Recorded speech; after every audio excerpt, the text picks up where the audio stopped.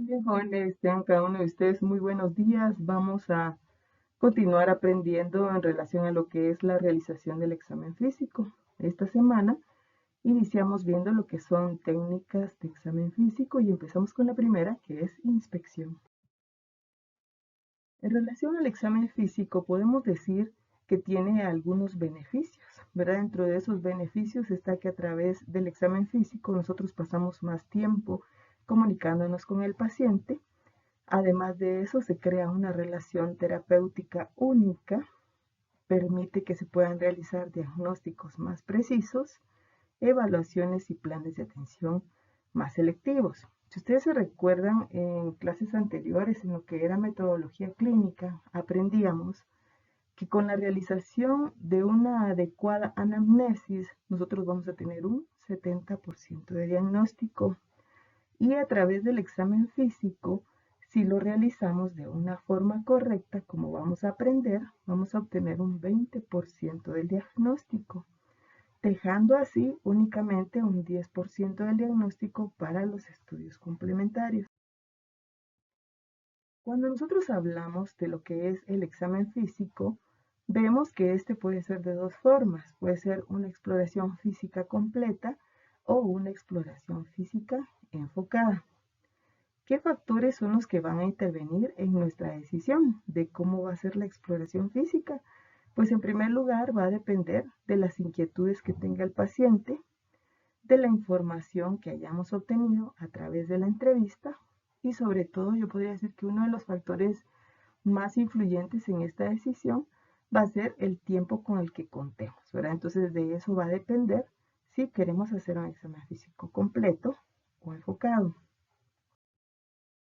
Cuando hablamos de una exploración física completa, vamos a decir que es una evaluación que se realiza desde la cabeza hasta los pies y podemos decir que esta es básica, ¿verdad? Lo ideal es que nosotros realmente a la hora de examinar al paciente hagamos evaluaciones completas. Además de eso, es una fuente de conocimiento fundamental y personalizado sobre el paciente que viene a fortalecer la relación médico-paciente y también va a ser una base más detallada para evaluar las preocupaciones y responder a cada una de las preguntas que nos plantea el paciente. Cuando hacemos una evaluación enfocada del paciente, acá debemos seleccionar los métodos más relevantes para la evaluación completa del problema objetivo. Además de eso, los síntomas, la edad, la historia clínica van a ayudar a determinar el alcance de la exploración enfocada, al igual que los conocimientos del médico sobre los patrones de la enfermedad. ¿Qué significa esto? Que dependiendo cuál sea el patrón de enfermedad que nosotros veamos o hacia dónde nos enfoque nuestras hipótesis diagnósticas durante la anamnesis, hacia esas regiones del cuerpo es que nosotros vamos a enfocar nuestra evaluación clínica, tratando de aplicar de una mejor forma cada uno de los métodos que nos permita poder llegar a un diagnóstico, examinando únicamente áreas específicas hacia donde nos enfoquen las posibles hipótesis diagnósticas.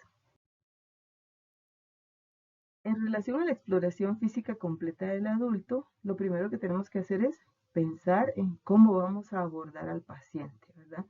Además de eso, pensemos cómo se está dando nuestro desempeño como profesionales y cómo hacer que el paciente se sienta cómodo y relajado.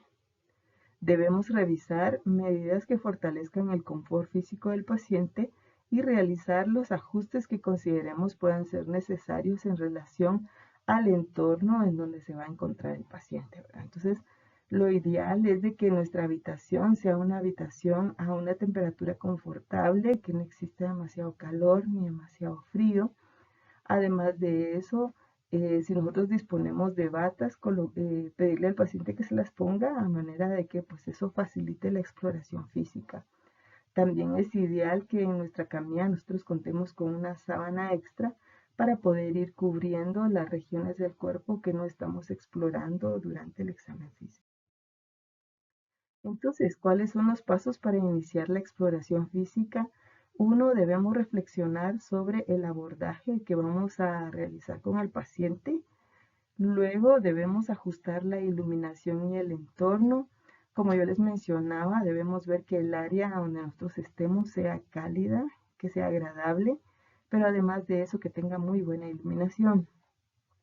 Lo ideal es que sea iluminación natural, pero si no contamos con la misma, pues puede ser iluminación artificial, pero sí debe ser un lugar muy bien iluminado.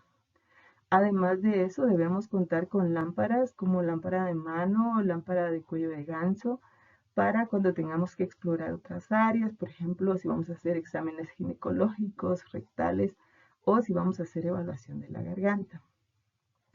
Luego debemos revisar que contamos con todo el equipo indispensable para la evaluación del paciente, hacer que el paciente se sienta cómodo. Debemos también respetar las precauciones estándar y universales y luego elegir la secuencia, el alcance y la posición de la exploración. Entonces, en relación a reflexionar sobre el abordaje del paciente, dice que un médico hábil debe ser minucioso y no debe perder el tiempo. Además de eso, debe ser sistemático, pero flexible y gentil. Algo importante es que cuando uno está evaluando a su paciente, no debe tener miedo de causarle molestias si fuera necesario. Yo he visto, por ejemplo, cuando hacen prácticas de técnicas de inyección parenteral, a veces están tan nerviosos y cuando su compañerito hace una carita de queja, de incomodidad o de molestia, luego empiezan, ay no, pobrecito, te duele mucho y giran la aguja dentro del brazo del paciente y eso le causa mucho más lesión, ¿verdad? Entonces deben considerar que ciertas técnicas del examen en determinado momento, sobre todo cuando hay dolor, pueden producir molestia, pero que es necesario realizarlo para poder llegar a un mejor diagnóstico. Si se observa una mueca de dolor o la mirada preocupada, debe uno tratar de calmar al paciente. También en muchas ocasiones son pacientes que están demasiado ansiosos y eso los puede llevar a tomar ciertas reacciones, por lo que es importante que nosotros lo calmemos explicándole la importancia de su evaluación física y de su colaboración. De esta forma, entonces nosotros vamos a lograr tranquilizarlo. Debemos evitar mostrar disgusto, alarma u otras reacciones que el paciente pueda percibir de manera negativa. Por ejemplo, si alguien hace una mueca de que tiene dolor y yo pongo cara de asustada, ¿verdad? Y que me está alarmando, que eso puede ser signo de un proceso patológico complicado. Lo que va a suceder es que el paciente, pues, lo voy a poner mucho más ansioso de lo que está, ¿verdad? Entonces, a veces sucede que cuando uno es un médico en formación, aún no ha aprendido a que hay ciertas emociones que uno debe controlar al momento de estar frente al paciente, ¿verdad? Entonces, es muy importante que ustedes sepan que cualquier tipo de emoción debe ser abolida en nuestra expresión para que el paciente pues no lo perciba. En cuanto a ajustar la iluminación y el entorno, debemos preparar el escenario, dice, ¿verdad? Ajustar la cama a una altura conveniente, pedir al paciente se mueva hacia nosotros, se dé vuelta o que cambie de posición de acuerdo a las evaluaciones que vamos a realizar. Se menciona que es necesaria una buena iluminación y un entorno tranquilo para lograr obtener un éxito de los encuentros con los pacientes. Además de eso, si estamos, por ejemplo, a nivel hospitalario y tenemos un televisor que está interfiriendo con la realización del examen físico, hablemos específicamente de la aplicación de la técnica de la auscultación. Debemos pedir con cortesía que le bajen el volumen o incluso que lo apaguen, ¿verdad? También debemos recordarnos que debemos agradecer la colaboración que han tenido tanto el paciente como las personas que puedan estar con él en cuanto a que nosotros podamos realizar lo mejor su examen físico. En relación a nuestro equipo, entonces el equipo que vamos a necesitar en primer lugar es la utilización de un estetoscopio, pues ya lo habíamos visto anteriormente, el estetoscopio es un instrumento base en nuestro quehacer como médicos, es por eso que el simple hecho de observar un estetoscopio ya nos representa en nuestro quehacer, ¿verdad? Es un instrumento que nos acompaña durante todo el tiempo y algunos hacen el énfasis diciendo que, por ejemplo, el estetoscopio para nosotros es lo que un machete es para un agricultor, ¿verdad? No podemos ir a trabajar si no llevamos este instrumento. Y el estetoscopio, pues lo aprendíamos la semana pasada que veíamos presión arterial, que tiene varias partes, ¿verdad? Como son las olivas, que estas van a ser de un material flexible que se acomoda a nuestros oídos. Tenemos lo que son las ojivas, tenemos eh, este otro componente que tiene forma de Y, que es totalmente plástico, y la cabeza que tenía dos partes, la parte de la campana y la parte del diafragma, ¿verdad? Y esta otra pieza que tiene la capacidad de poder girarse para colocar en posición de cuál de estas dos estructuras vamos a utilizar para auscultar al paciente. El esfigmomanómetro, que es el instrumento que vamos a utilizar para medición de presión arterial. Si se recuerdan, semana pasada veíamos que el esfigmomanómetro de elección es un aneroide o uno de mercurio, que es el Gondel o el estándar en medición de presión arterial, no así un esfigmomanómetro digital, el cual pues aún no se recomienda su uso continuo en clínica de parte del médico. Otro aparato que vamos a necesitar es el oftalmoscopio, que es a través del cual nosotros podemos evaluar las estructuras que se encuentran en el fondo del ojo y poder determinar, por ejemplo, si mi paciente tiene un edema de la papila, que me pueda sugerir, por ejemplo, una hipertensión intracraneal. Entonces, este es el instrumento, como ustedes lo están viendo acá. Tiene esta parte que es la parte de la cabeza y la parte del mango. Acá tiene un botón que es el cual uno va a mover para colocar las dioptrías. Las dioptrías van del 0 al 20 y hay unas con signo positivo y otras con signo negativo. Las con signo positivo son para evaluar pacientes con miopía y las con signo negativo para evaluar pacientes con hipermetropía. Además de eso, tiene acá un botón que es el que nosotros vamos a ir girando, el cual sirve para no solo para apagado y encendido, sino que también sirve para regular la cantidad de luz que deseamos que salga a través del foquito que está acá. Esta parte del oftalmoscopio recibe el nombre de reostato.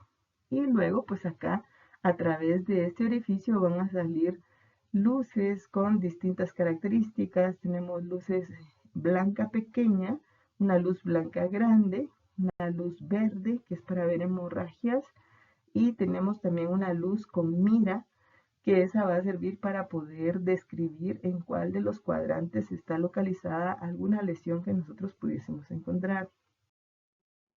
También tenemos la tabla de agudeza visual o cartilla de Snellen que se utiliza para medir lo que es la agudeza visual. Con respecto a la cartilla de Snellen, les traigo dos imágenes de las que son más comúnmente utilizadas.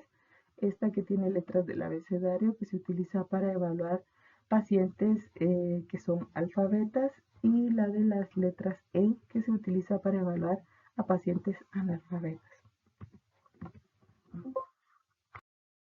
El otoscopio, que es el instrumento que vamos a utilizar para observar el oído, específicamente el conducto auditivo externo, y también vamos a evaluar cómo está el tímpano. Este que tiene la característica que tiene el mango de sujeción, la cabeza, y en la cabeza pues tenemos estas piezas que son las que se van a colocar de acuerdo al tamaño del conducto auditivo externo del paciente.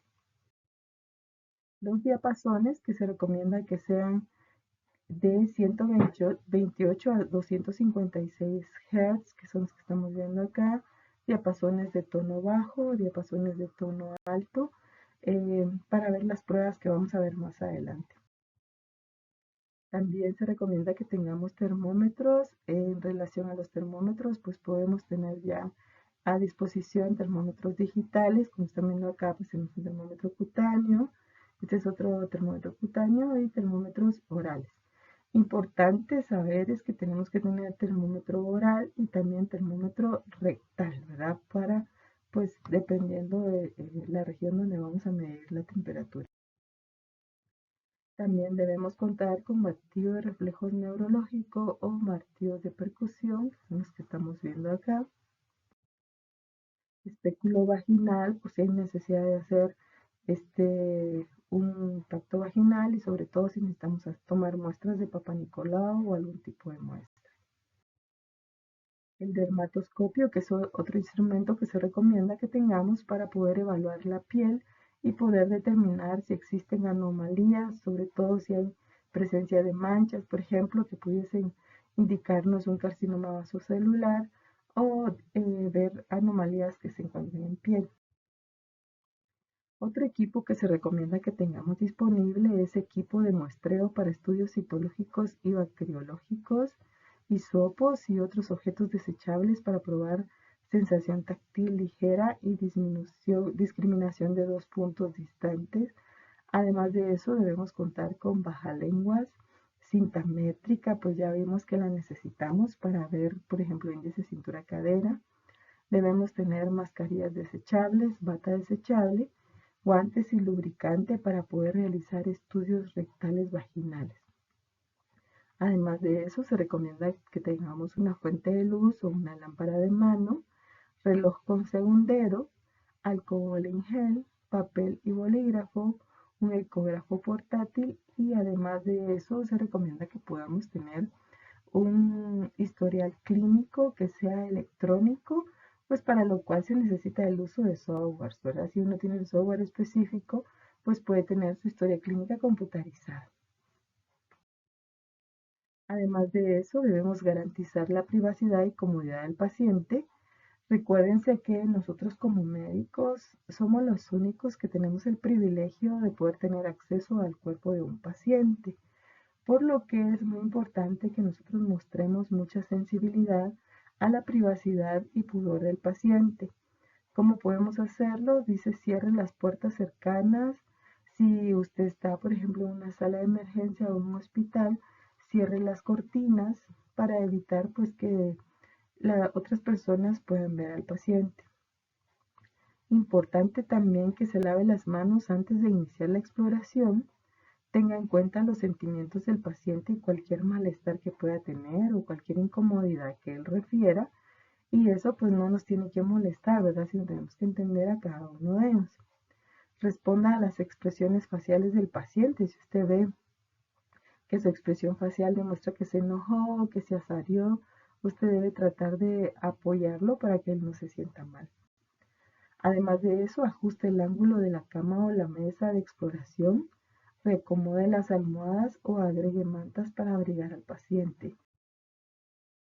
¿Cuáles son las posiciones en que nosotros podemos colocar al paciente? Pues el paciente para la exploración puede ser que se encuentre de pie o puede ser también que se encuentre sentado, dependiendo la naturaleza del proceso patológico y de las evaluaciones que podamos hacer.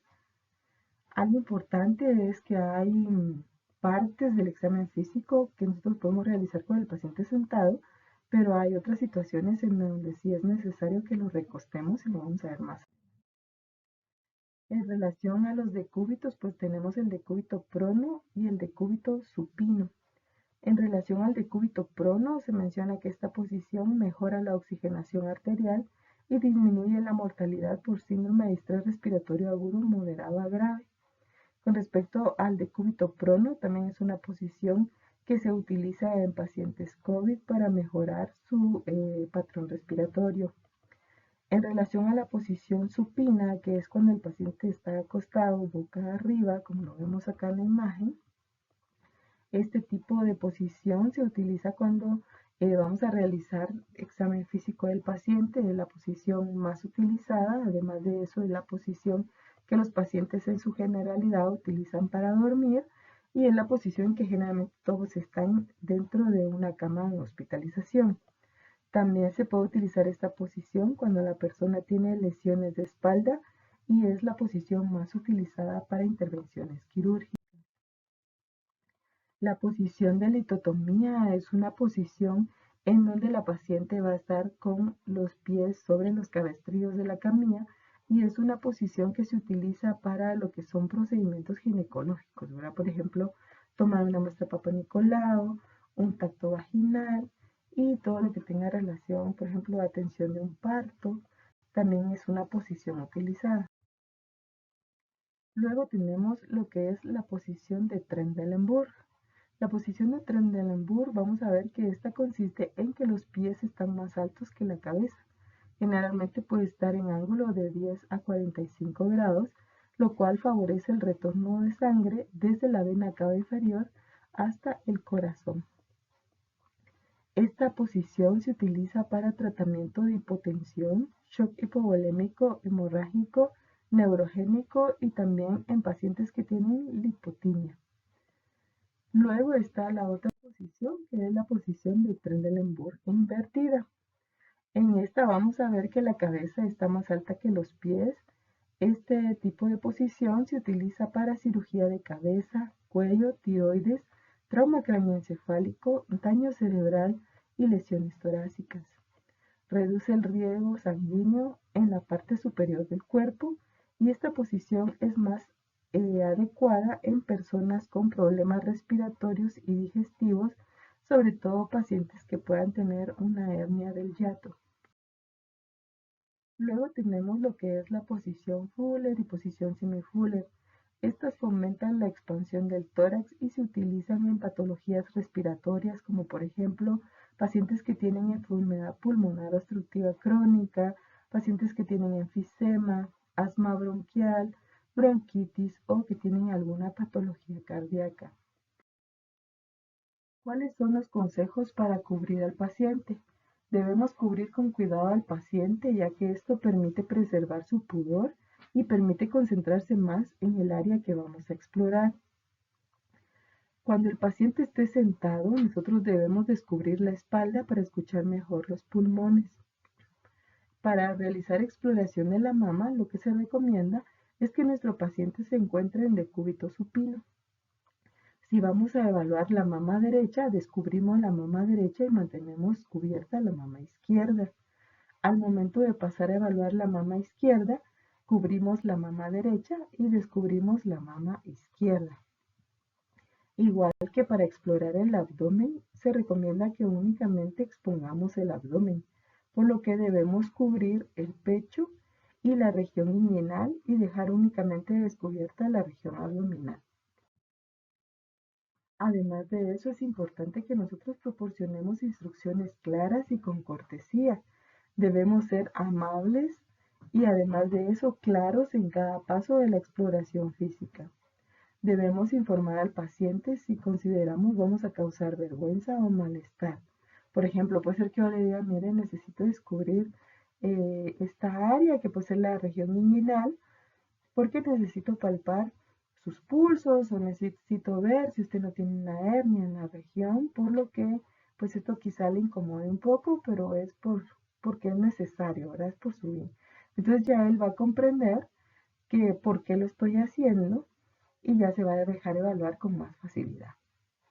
Además de eso, debemos mantener informado al paciente a medida que vamos avanzando en la exploración. Puede ser que hablemos con el paciente para saber si desea conocer qué son los hallazgos que vamos encontrando. Aunque a experiencia propia esto nos podría hacer perder tiempo, ¿verdad? Entonces lo ideal es que lo evaluemos y al final pues ya le expliquemos qué fue lo que encontramos. Al concluir el examen, si un paciente está hospitalizado, debemos asegurarnos que esté cómodo y recomodar el entorno inmediato a su satisfacción. Por ejemplo, si yo para evaluarlo lo coloqué en una posición totalmente plana y a lo mejor él estaba sentadito viendo televisión, entonces al terminar debo nuevamente colocarlo en la posición que estaba o preguntarle, ¿verdad? Si está bien por él quedarse como yo lo coloqué o desea quedarse como estaba antes. También debemos respetar las precauciones universales, entre las cuales se nos indica la principal, que es la higiene de manos.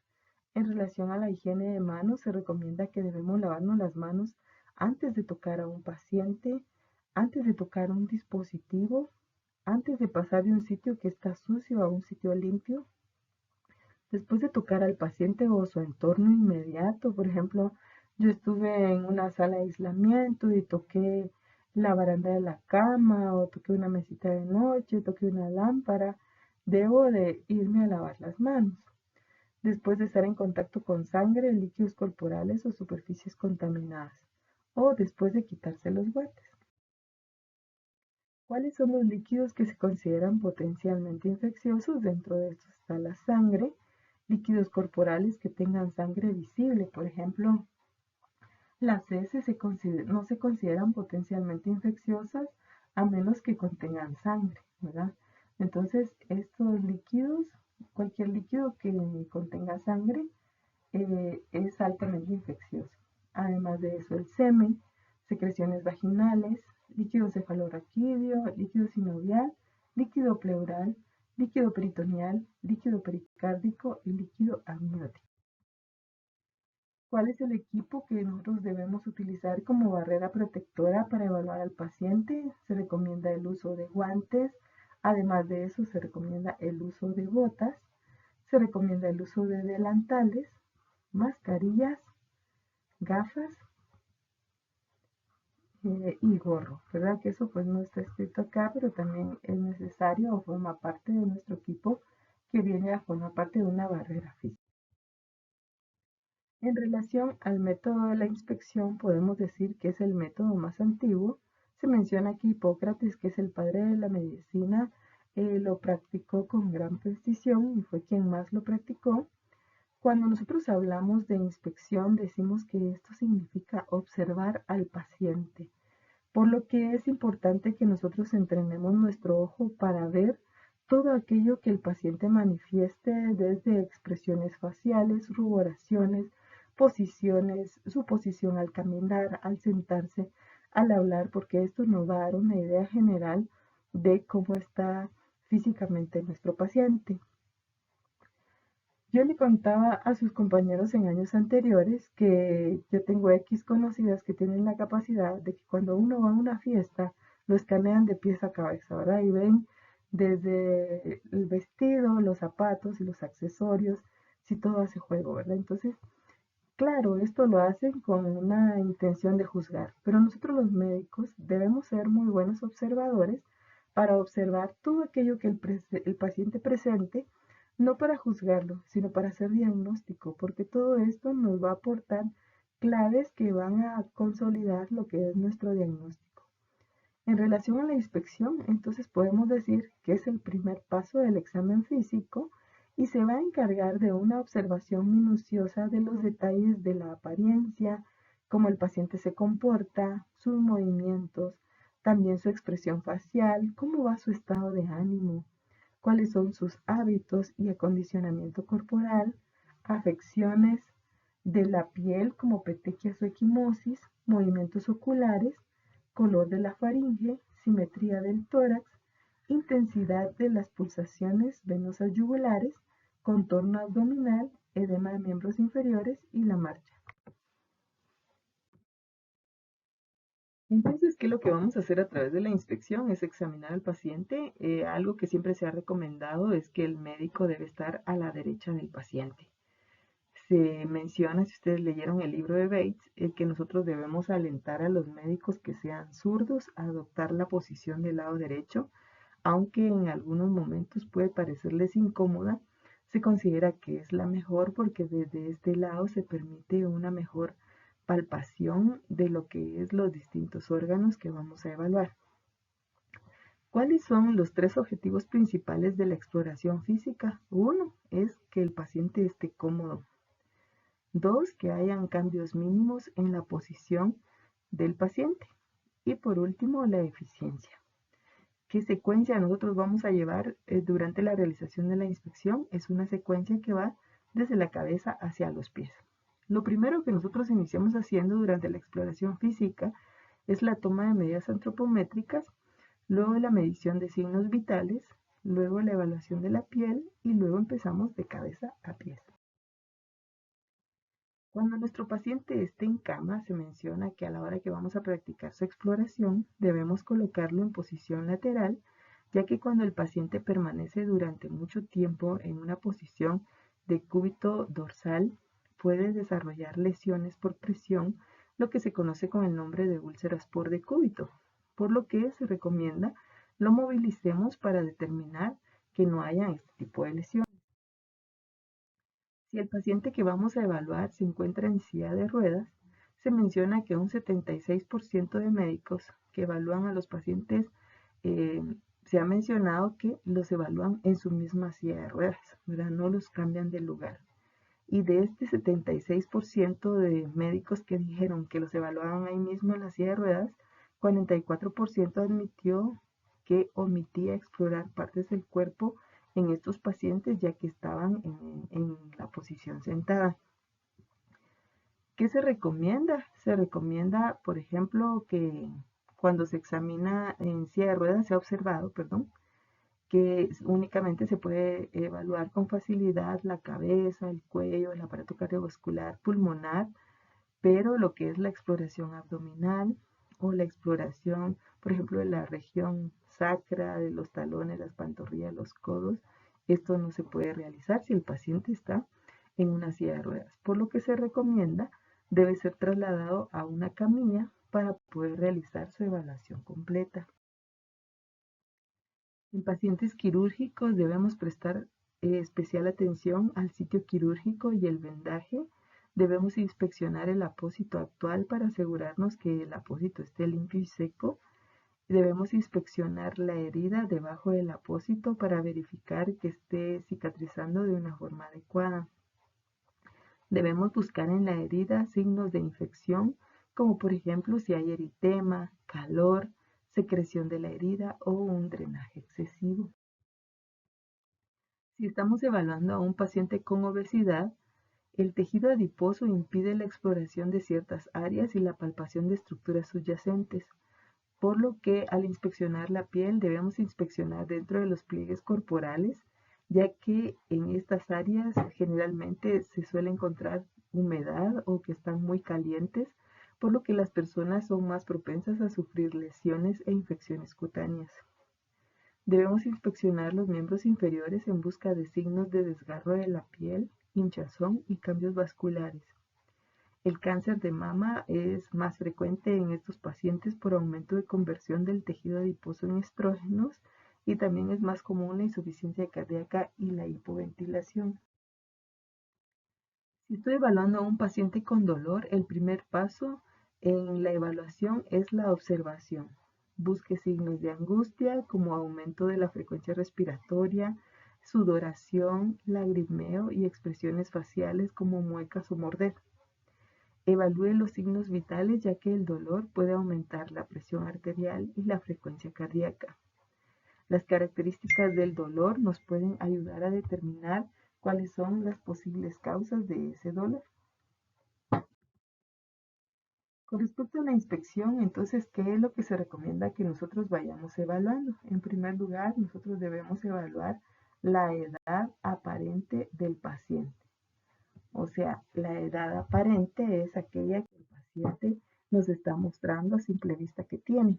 En muchas ocasiones la edad aparente no se relaciona con la edad cronológica. A veces hay pacientes cuyo envejecimiento se hace más marcado y que esto puede estar siendo provocado por enfermedades. En esta ocasión estamos viendo una imagen de dos niñitos de 9 meses y 1 año de edad. Si ustedes se dan cuenta, pues en ellos la edad que aparentan tener es la misma que tienen como edad cronológica. Este paciente padece progeria, que es una enfermedad genética que se caracteriza por envejecimiento precoz. El paciente tiene apenas 8 años, pero pareciera un paciente de 70 años.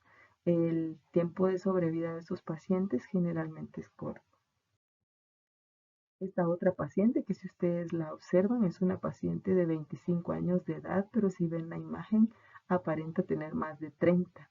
Es una paciente con un cuadro de desnutrición crónica y que pues su mismo proceso patológico hace que se observe mucho más grande de la edad que realmente tiene. También debemos evaluar lo que es la facies. Con respecto a la facies, si nosotros la definimos, podemos decir que facies es la expresión fisonómica que depende del tono y contracción de los músculos faciales, tanto agonistas y antagonistas, y que resulta de estímulos emocionales, intelectuales y corticales. Esta facies que vemos acá es la facies inteligente. Es aquella facies en donde se ve un estado totalmente armónico de músculos faciales, tanto agonistas como antagonistas. Esta otra facies, que es la facies ansiosa. Esta facies se caracteriza porque los rasgos están desencajados, los ojos bien abiertos y llorosos. La facies de dolor, donde vemos las comisuras fruncidas y rasgos desencajados, en donde pues está siendo evidente que nuestro paciente cursa con dolor. La facies somnolienta, que es una facies de estupor, sopor o coma, y que se caracteriza porque tiene una tendencia exagerada al sueño. Cuando una persona está en esta fase, cuando una persona está somnolienta, pueden estar, por ejemplo, contando un chiste alrededor y todos se ríen y él apenas si reacciona, ¿verdad? Por eso se dice que es una eh, facies de estupor, sopor o coma. La facies es pálida, ¿verdad? Como vemos acá en la imagen, este lado donde se observa la paciente más pálida y que esto puede estar en relación al número de glóbulos rojos circulantes en la piel. La facies ictérica, como ustedes se pueden dar cuenta acá, pues vemos la piel ictérica y la ictericia se hace más notoria en la región de la esclera a nivel del ojo y que esto pues siempre está relacionado con procesos patológicos a nivel del hígado.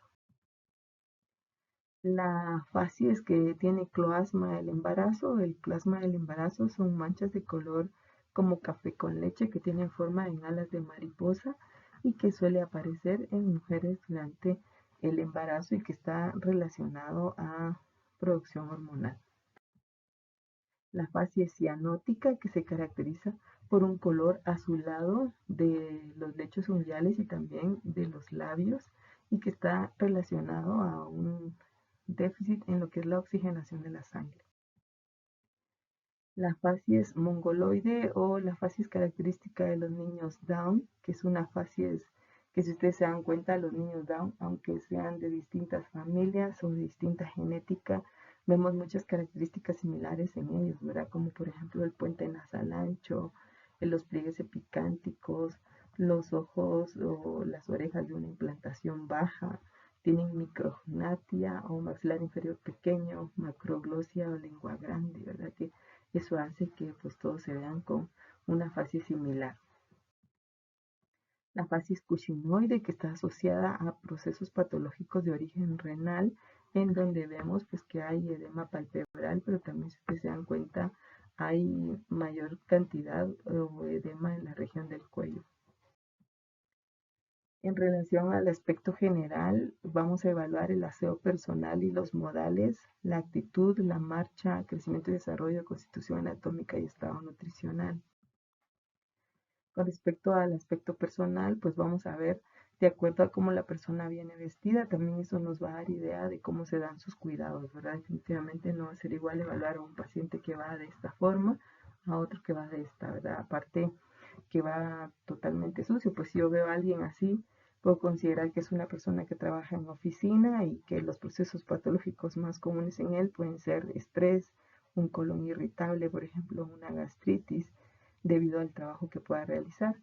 En cambio, si encuentro a alguien con estas otras características, pues lo primero que veo es que va fumando, ¿verdad? Entonces ya pues pienso en otros procesos patológicos, habría que ver consumo de drogas, si vemos muy mal aseo personal, ¿verdad? Lo cual lo puede llevar a, a procesos patológicos por hongos, por ejemplo, ¿verdad? Entonces, dependiendo cómo la persona se presente, también eso nos va a orientar a distintos procesos patológicos.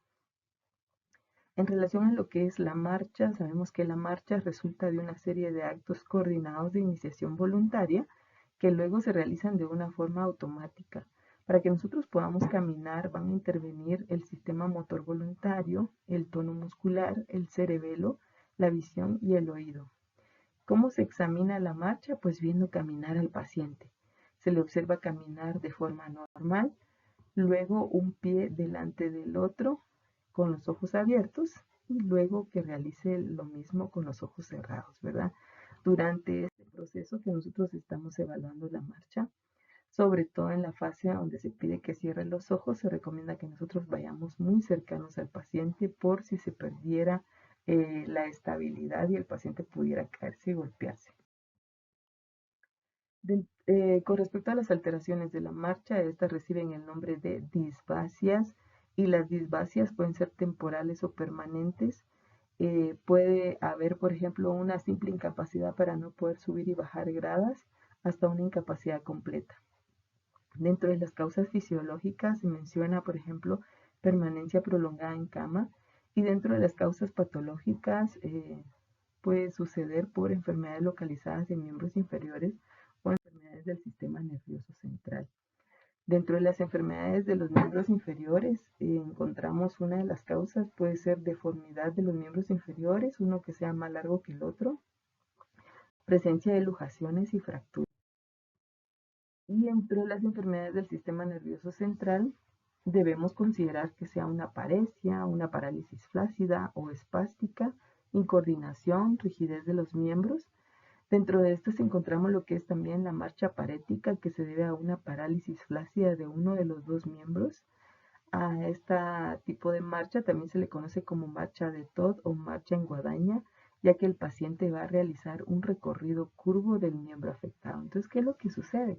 Que el miembro afectado tiene una parálisis flácida. Entonces, mientras el miembro que no está afectado da el paso de una forma normal, el miembro afectado, generalmente, el paciente incluso hasta se agarra la ropa de ese miembro para dar el siguiente paso, ¿verdad? Entonces, como va a cursar con parálisis flácida, va a estar débil, entonces el paciente lo va a arrastrar para llevarlo a su posición, ¿verdad? Entonces, ven aquí, este pie que está realizando la marcha normal y este que tiene un recorrido curvo debido a la parálisis flácida.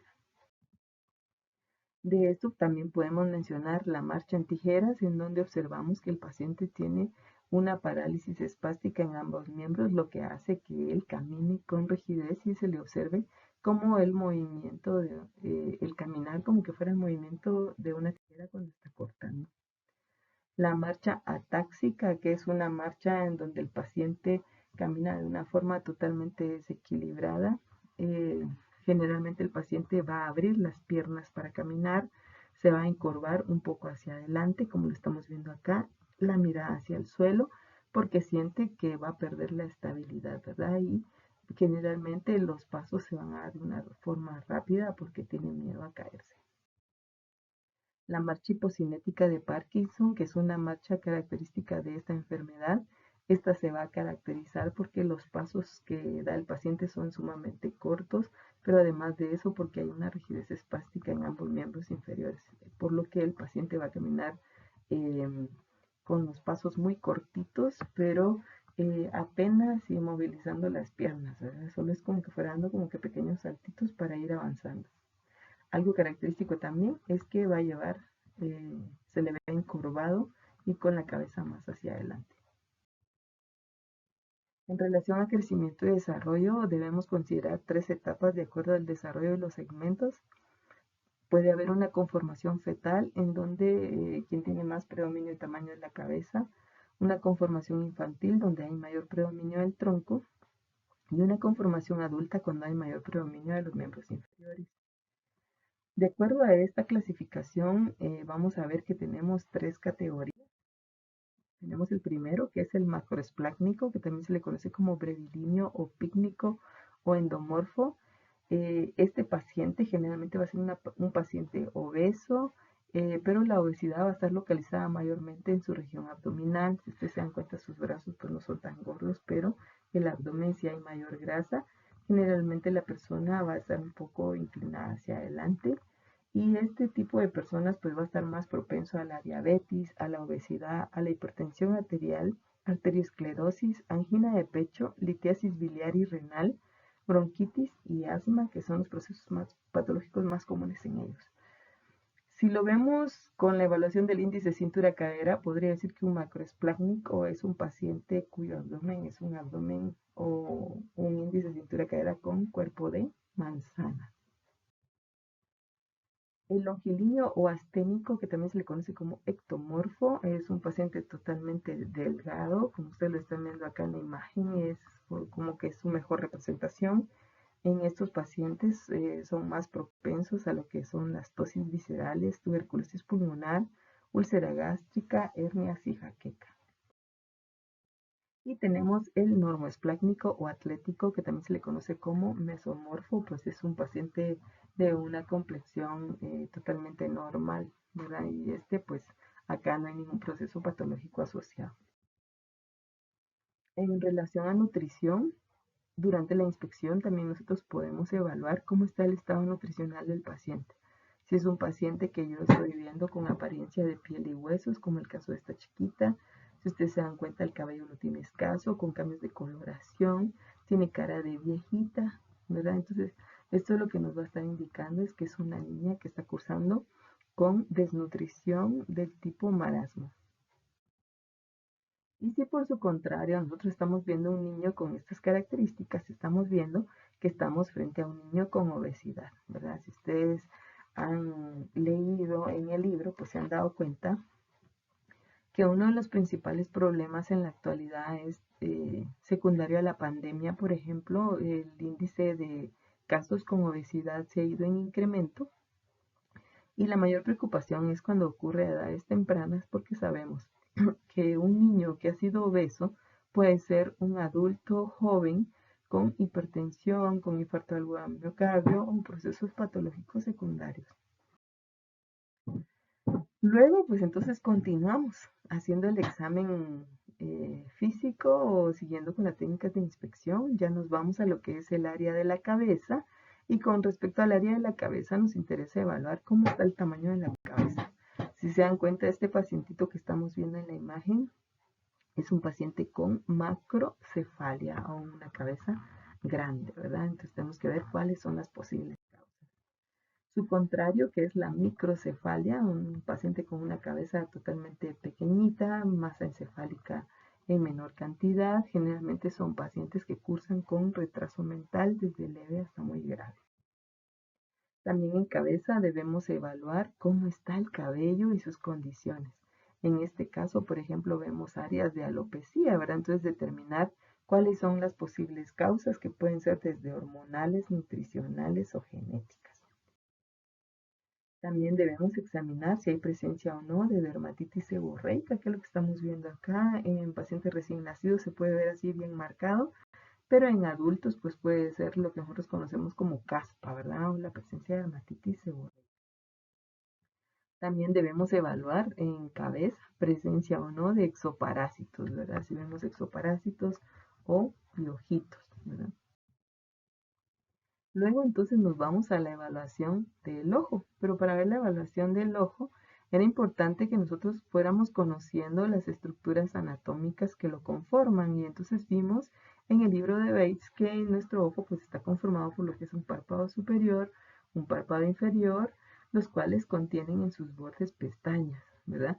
Además de eso tenemos lo que es el área de la esclerótica, que es esta de coloración blanca que vemos acá, la región del iris y que la región del iris posee un esfínter que está acá localizado en la pupila y que es el que regula la cantidad de la luz que ingresa hacia lo que es nuestra retina, ¿verdad? Entonces, esto es como, ¿qué se podría decir? Algo que va a controlar la cantidad de luz que va a ingresar a la parte interna de nuestro ojo. Y el iris tiene la característica también que le da el color característico a nuestros ojos. La superficie del ojo y superficies internas de los párpados van a estar cubiertas por una membrana delgada y transparente y esa membrana se va a llamar conjuntiva. Con respecto a la conjuntiva tenemos la conjuntiva vulvar y la conjuntiva palpebral. La conjuntiva vulvar ocupa la mayor parte de la cara anterior del globo ocular y se adhiere de forma laxa al tejido subyacente al cual se une a la córnea en el limbo. La conjuntiva palpebral reviste lo que son los párpados y la conjuntiva sirve para lubricar y proteger el ojo. Tenemos también lo que son las placas tarsales, que son tiras firmes de tejido conjuntivo que están a lo largo de los márgenes palpebrales. Cada placa tarsal contiene hileras de glándulas de meibomio. Estas se abren en el borde del párpado y proporcionan lubricación aceitosa a la superficie ocular. El músculo que eleva el párpado superior es inervado por un nervio que recibe el nombre de motor ocular común, que se conoce también como tercer par craneal. El músculo de Müller o músculo tarsal superior está inervado por el nervio o por el sistema nervioso simpático y también contribuye a lo que es la elevación del párpado. Con respecto a lo que es la película lagrimal, podemos decir que esta protege la conjuntiva y la córnea del secado, inhibe el crecimiento microbiano y brinda una superficie tersa a la córnea. Este líquido consta de 3 capas, tiene una capa aceitosa que es producido por las glándulas de meibomio, tiene una glándula acuosa que es producida por las glándulas lagrimales y tiene una capa mucinosa que es producida por las glándulas conjuntivales. Hay 3 cámaras de líquido en nuestro ojo. Esta es la cámara anterior, posterior y la cámara vítrea. La cámara anterior está localizada entre la córnea y el iris. La cámara posterior entre el iris y el cristalino. Y esta cámara está llena de un líquido transparente que recibe el nombre de humor acuoso. El humor acuoso es producido por el cuerpo ciliar y circula desde la cámara posterior a través de la pupila hacia la cámara anterior y drena a través de un conducto que se llama conducto de Schlemm, lo cual ayuda a mantener y controlar la presión intraocular. Es por eso que cuando hay glaucoma o un aumento de la presión intraocular, se considera que puede ser debido a una obstrucción en el conducto de Schlemm. Con respecto a la cámara vítrea, esta está localizada entre el cristalino y la retina, está llena de un líquido más viscoso y gelatinoso que se conoce con el nombre de humor vítreo, el cual va a ayudar a mantener la forma del ojo. Con respecto a lo que es la estimulación autónoma, se menciona que tenemos en el ojo estimulación parasimpática y simpática. La estimulación parasimpática se encarga de lo que es la constricción pupilar o que exista la miosis. Y lo que es la estimulación simpática se encarga de la dilatación pupilar y elevación del párpado superior por medio de la estimulación del músculo de Müller, o lo que se conoce como midriasis. También nuestro ojo puede realizar distintos movimientos oculares debido a la participación de lo que son los músculos extraoculares. Con respecto a los músculos extraoculares, sabemos que son 6, 4 rectos y 2 oblicuos. Con respecto a los 4 rectos, tenemos el recto superior que se encarga del movimiento del ojo hacia arriba. El recto inferior que se encarga del movimiento del ojo hacia abajo. El recto medial que realiza el movimiento del ojo hacia adentro, hacia la nariz. Y el recto lateral, el movimiento del ojo hacia afuera. Y tenemos 2 músculos oblicuos, lo que es el oblicuo superior e inferior. Sin embargo, estos están cruzados. El músculo oblicuo inferior se encarga del movimiento del ojo hacia arriba y hacia afuera. Y el músculo oblicuo superior se encarga del movimiento del ojo hacia abajo y hacia afuera, ¿verdad? Entonces, son 6 los músculos que participan en los movimientos extraoculares y cada uno de estos está inervado por distintos pares craneales. Vemos que, por ejemplo, la mayor parte de ellos están inervados por el tercer par craneal, que ya vimos que era el motor ocular externo. Y vemos que, por ejemplo, el recto lateral está inervado por el sexto par craneal y el oblicuo superior por el cuarto par craneal. Y entonces, ¿qué anomalías nosotros podemos encontrar? Por ejemplo, podemos encontrar blefaroptosis, que es cuando existe caída de uno de los párpados superiores. Entonces vamos a ver, como vemos en esta imagen, que hay asimetría en los ojos, ¿verdad? Uno va a estar más cerradito que el otro y esto se conoce como blefaroptosis. También podemos encontrar el arco senil, que es este que estamos viendo acá, que es un anillo blancuzco que rodea el limbo de la córnea y que puede aparecer en pacientes de edad avanzada. La conjuntivitis, que cuando miramos un ojo con estas características lo vamos a observar con edema, con rubor, que lo vamos a ver enrojecido. Si pudiésemos poner nuestra mano acá encima va a haber calor, pero aparte de eso vamos a observar que hay secreción, que puede tener coloraciones distintas dependiendo del agente patológico que esté causando la infección. Este otro, que es el pterigión, el pterigión, que se va a caracterizar por crecimiento triangular de tejido no canceroso y que puede aparecer en uno o ambos ojos. Es más común en personas que pasan mucho tiempo al sol, por ejemplo, quienes trabajan al aire libre, en ellos va a aparecer más lo que es el pterigión. Este otro que es el orzuelo. Con respecto al orzuelo, es el nombre con el que comúnmente se le conoce, al orzuelo en la calle se le conoce como escupelo, ¿verdad? O sea, algunos de ustedes han dicho, es que le salió un escupelo. Bueno, ¿cuál es el nombre médico de este proceso patológico? Es orzuelo. Entonces ahora que ustedes ya lo saben, cuando estén en el hospital no van a decir el paciente le salió un escupelo, van a decir el paciente tiene un orzuelo. ¿Y qué es lo que sucede en el orzuelo? Pues lo que sucede es que hay un proceso inflamatorio y el crecimiento bacteriano dentro de un folículo piloso de una pestaña, y eso hace pues que aparezca un pequeño absceso a ese nivel. Esto que es la catarata, que es la opacificación del cristalino, que puede ser total, parcial o que puede ser periférica y que como consiguiente produce ceguera. Esto otro que estamos viendo acá, que es el ectropión. El ectropión, que es la eversión del borde del párpado. Si ustedes lo ven, el borde del párpado inferior está hacia afuera. Y el entropión es la inversión del borde del párpado, quiere decir que el párpado está girado hacia adentro, como lo vemos aquí en la imagen. Generalmente los pacientes con entropión, su motivo de consulta va a ser lagrimeo excesivo. Y a la hora que nosotros le evaluamos, pues vamos a ver que hay inversión del borde del párpado. Y la presencia de las pestañas en la región es lo que provoca el lagrimeo excesivo.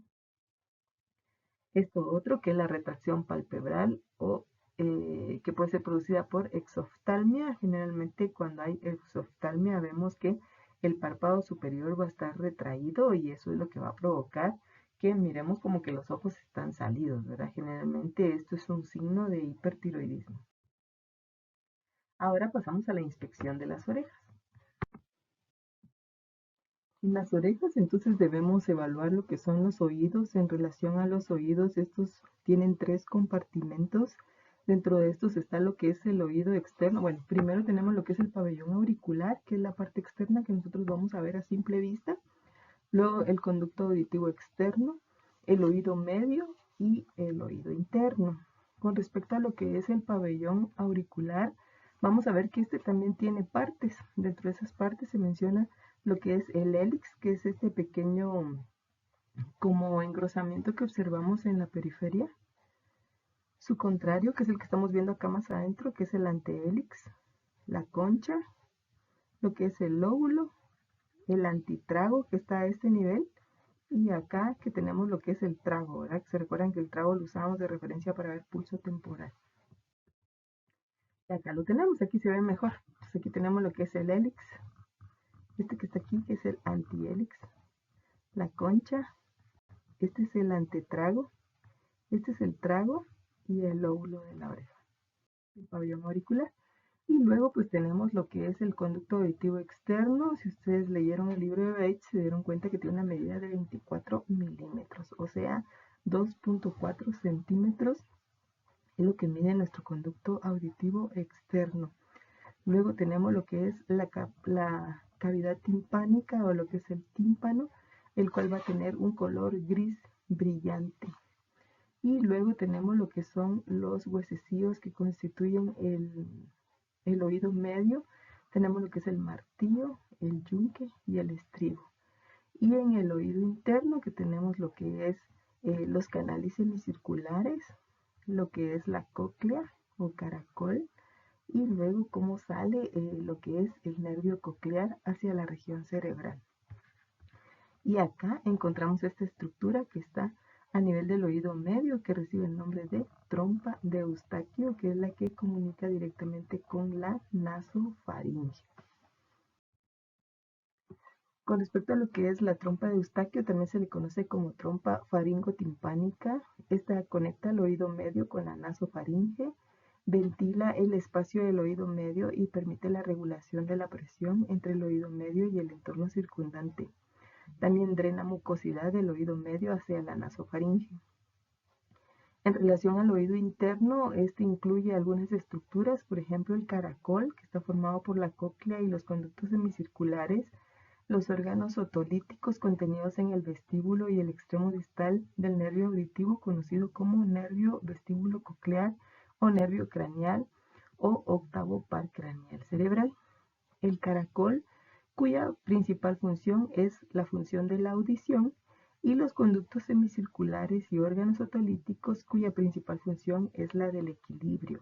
Es por eso que nuestro oído cuenta con dos funciones, una función de equilibrio y una función de audición.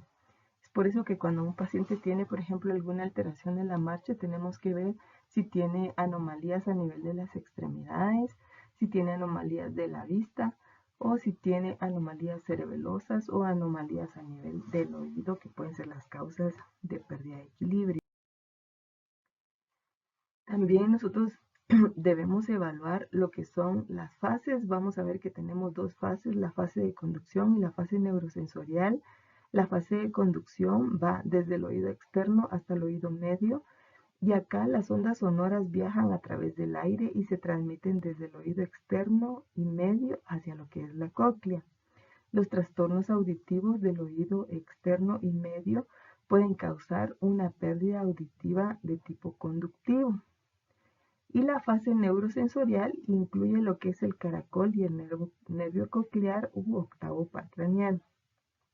Los trastornos del oído interno causan pérdida de la audición neurosensorial por procesos patológicos congénitos y hereditarios o infecciones víricas, por ejemplo, que haya tenido rubiola, citomegalovirus, exposición al ruido o el consumo de ototóxicos.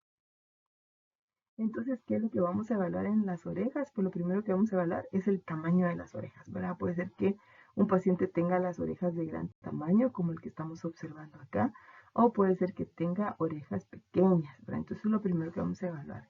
Además de eso, vamos a ver dónde están implantadas las orejas dentro de la cabeza, ¿verdad? Y puede ser que encontremos esta anomalía que se conoce como orejas de implantación baja. ¿Cómo yo voy a saber que las orejas tienen una implantación baja? Pues es importante saber que a partir del ángulo externo del ojo debe trazarse una línea horizontal recta hacia atrás, y lo que es el inicio del pabellón auricular debe iniciarse 10% por arriba de esa línea imaginaria. Entonces, en este caso, si vemos de, de lo que es el ángulo externo del ojo hacia atrás, las orejas están por debajo de esa línea, o sea que el paciente tiene orejas de implantación baja. También puede ser que encontremos tofos, que los tofos pueden aparecer cuando hay un aumento del ácido úrico en la sangre, y esto puede crear la aparición de estas pequeñas masitas que van a estar sobre todo en la región del hélix en el pabellón auricular. También presencia de nódulos reumatoides, que son pequeños nódulos que pueden aparecer a nivel del hélix, y que también estos nos pueden orientar a procesos de artritis reumatoidea. Este es ya la evaluación a nivel timpánico. Con respecto al tímpano, algo característico es que se va a ver de un color gris perla brillante, y que a la hora que nosotros lo iluminamos vamos a ver lo que es el famoso cono luminoso, ¿verdad? Vamos a ver cómo la luz que estamos, ¿cómo se puede decir? La luz que estamos utilizando con la lámpara, cómo se refleja a través del tímpano, que es lo que estamos observando acá, ¿verdad? Además de eso, vemos que podemos observar huesecillos como el hueso del martillo y el hueso del yunque, que podemos observarlos aquí a este nivel. Esta es una imagen de una perforación timpánica. Si ustedes se dan cuenta, pues acá está el tímpano, lo vemos totalmente enrojecido, ya no se ve de color gris, pero además de eso tiene un gran orificio o una perforación, ¿verdad? Causas de perforación, exposición a grandes sonidos, personas también que para limpiarse los oídos se introducen distintos objetos y como consecuencia pueden producirse perforación, o pacientes que accidentalmente por limpiarse el oído se lo perforan, ¿verdad? Y esta puede ser una de las principales causas de sordera. También podemos tener presencia de derrame seroso, como en este caso. Vean que el tímpano se observa de un color pálido, pero además de eso vemos secreción serosa, ¿verdad? Que nos sugiere una otitis supurativa, por ejemplo. Acá está otra imagen de una otitis media aguda con derrame purulento. Cuando nosotros evaluamos al paciente externamente, podemos observar esto en el oído, ¿verdad? Entonces tenemos que evaluarlo bien. No es erumen lo que tiene acá, sino es una secreción purulenta, ¿verdad? Entonces lo que nos está sugiriendo es que hay una otitis de tipo purulento, ¿verdad? Y cuando nosotros visualizamos el tímpano, generalmente este se observa totalmente enrojecido y podemos observar la secreción amarillenta que viene desde este nivel y luego sale al exterior, ¿verdad? También debemos observar si el paciente tiene una meningitis ampollosa, en donde vamos a ver que hay como presencia de ampollas a nivel timpánico. Dentro de los principales síntomas puede ser dolor de oído, secreción a través del oído que va teñida de sangre y pérdida de lo que es la audición de tipo conducción. Es causado por varias bacterias, dentro de las cuales se puede mencionar micoplasma, y también algunos virus pueden producir este tipo de lesión. También debemos evaluar lo que son los senos paranasales. Con respecto a lo que son los senos paranasales, estos son 4. Tenemos lo que son los senos etmoidales, los senos esfenoidales, senos maxilares y senos frontales, de los cuales, si ustedes se recuerdan de la anatomía de viscerocráneo, lo que es el etmoides y el estenoides están constituidos en la parte interna de lo que es la nariz, por lo que los senos paranasales evaluables son los nasales, los maxilares, perdón, y los frontales. Además, es importante saber que nuestra nariz en sus 2/3 partes va a estar formado por hueso y una tercera parte va a estar formado por cartílago, ¿verdad? Además de eso, que dentro de lo que es nuestra nariz, nosotros tenemos cornetes, que son los que estamos viendo acá. Lo que es el cornete superior, el medio y el inferior. Y por debajo de cada uno de esos cornetes hay un surco que recibe el nombre de meato, y que este meato se va a denominar de acuerdo al cornete que está por arriba de él. Entonces vamos a ver que, por ejemplo, lo que es el conducto nasolagrimal drena hacia lo que es el meato inferior, y gran parte de los senos paranasales drenan a través de lo que es el meato medio, ¿verdad? Entonces, así como está nuestra nariz. También cuando nosotros estamos evaluando oído, es importante que nosotros veamos cómo está su funcionamiento en cuanto a lo que es anomalías en la conducción o neurosensoriales, y para eso pues se recomienda que nosotros utilicemos diapasones.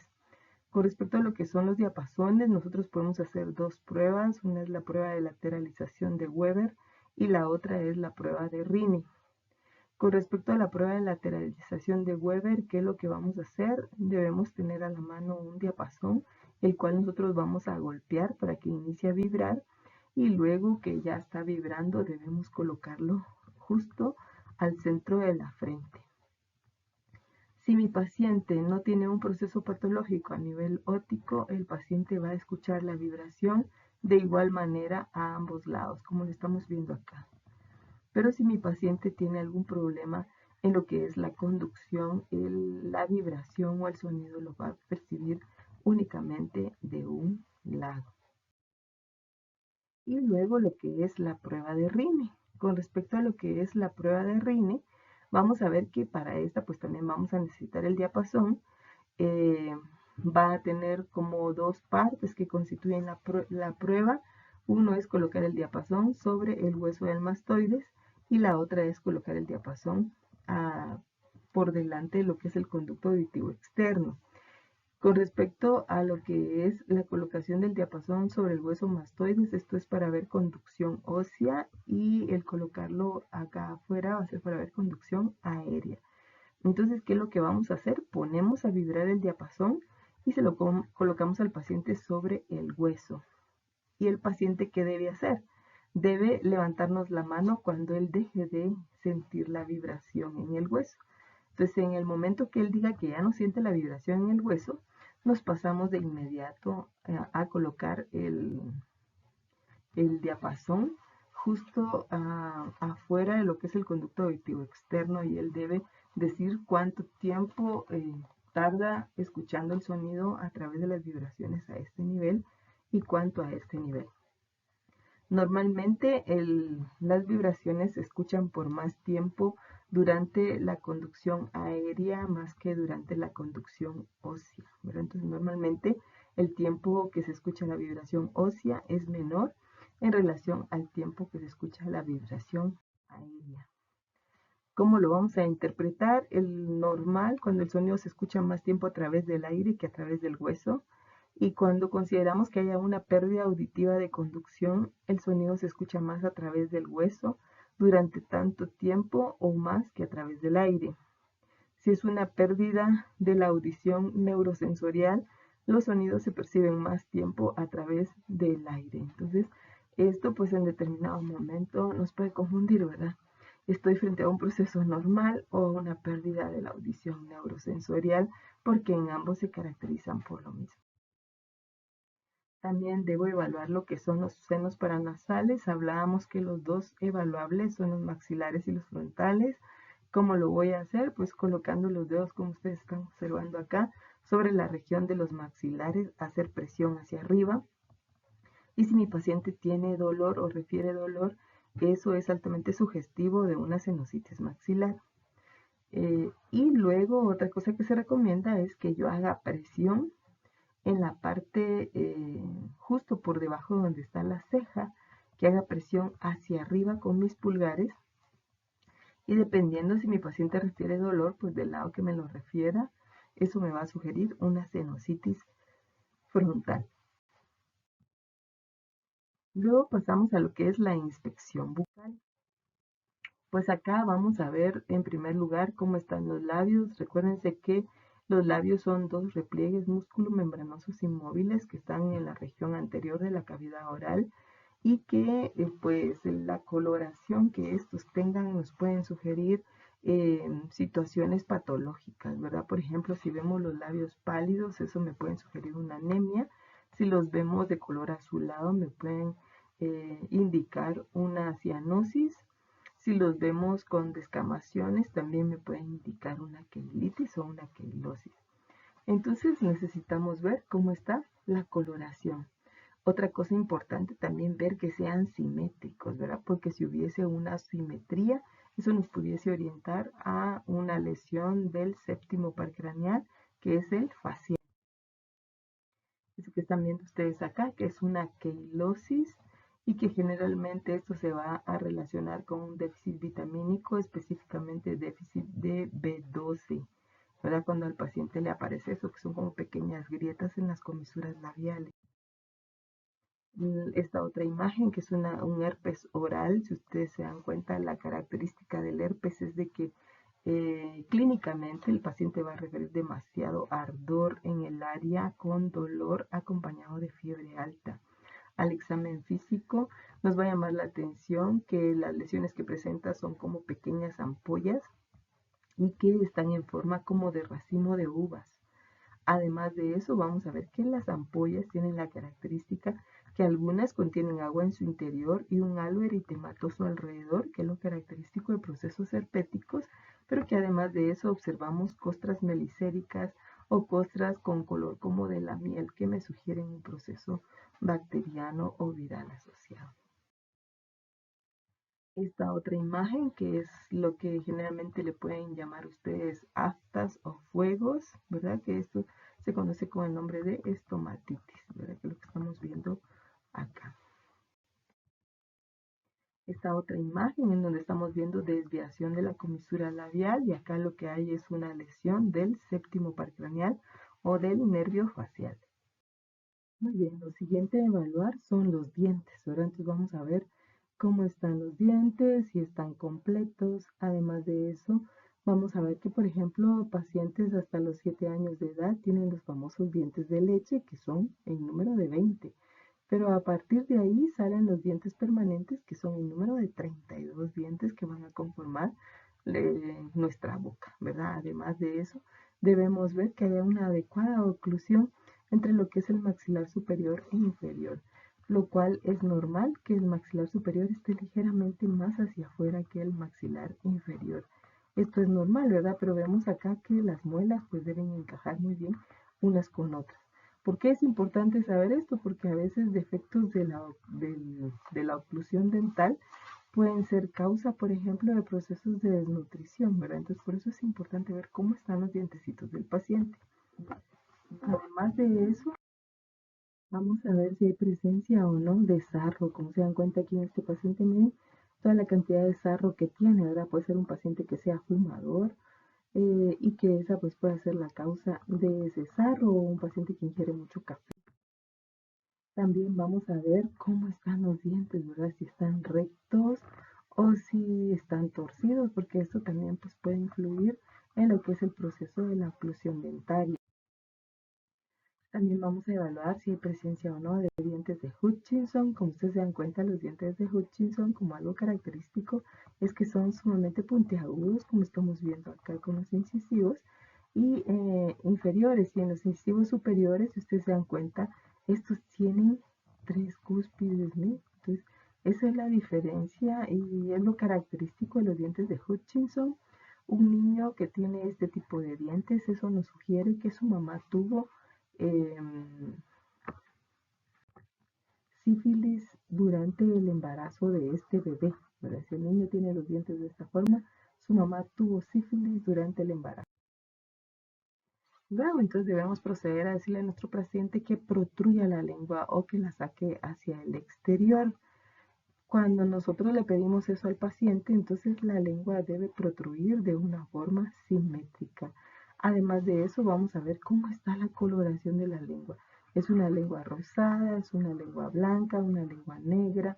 ¿O qué características tiene la lengua?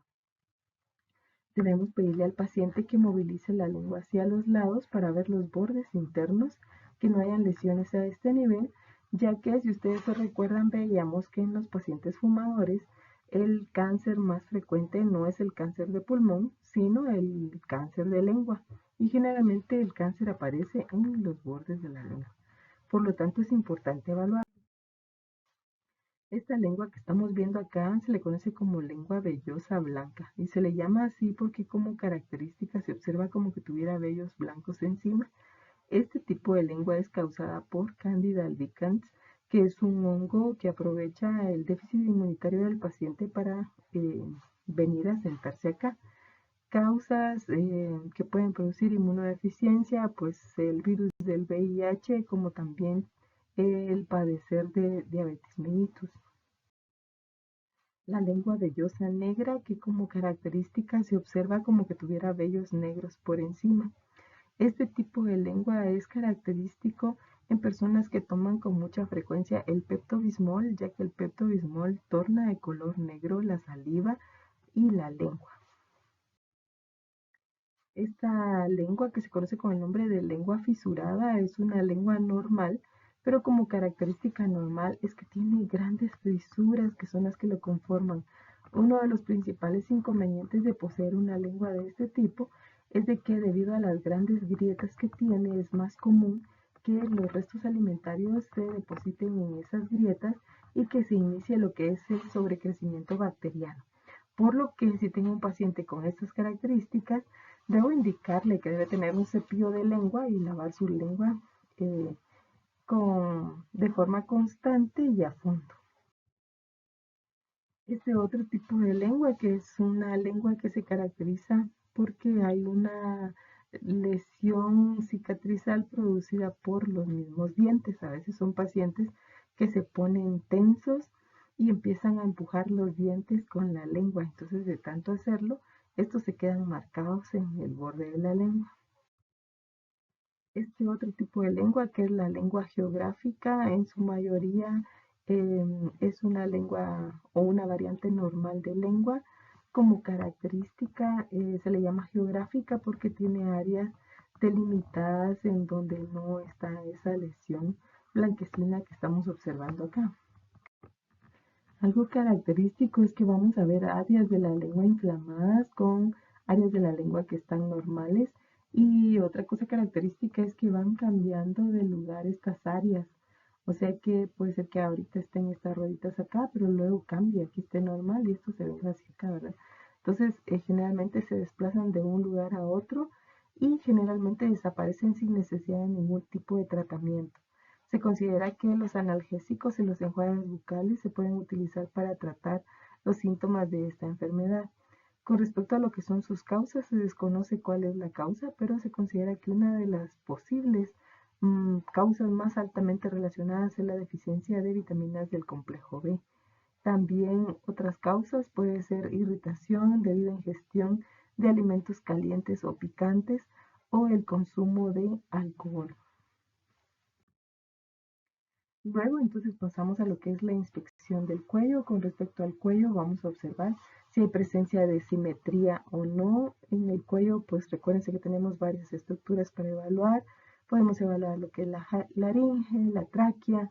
Evaluamos también lo que es el tiroides, que va a estar en una posición anterior dentro del cuello.